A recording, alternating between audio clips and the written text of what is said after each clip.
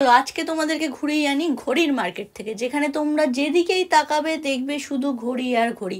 সত্যি কথা বলতে ঘড়িরও যে এত ভ্যারাইটিস হয় আমি এখানে না গেলে জানতাম না। এখানে নর্মাল ঘড়ি থেকে স্টার্ট করে ব্র্যান্ডেড ঘড়ি রিলেটেড যে কোনো জিনিস ঠিক করা থেকে নতুন অবধি সবকিছু ঘড়ি রিলেটেড অ্যাভেলেবেল। যারা কলকাতায় থাকো তাদের জন্য বলছি, এই জায়গাটা হচ্ছে লালবাজার থানার পাশের গলি থেকে একদম সোজা গেলেই পেয়ে যাবে তোমরা। এত দোকান দেখে আমি ভাবছি আমার ঘড়িটা কোন দোকানে নিয়ে যাবো, আর ঘুরতে ঘুরতেই আমি চলে আসি কাকুর দোকান।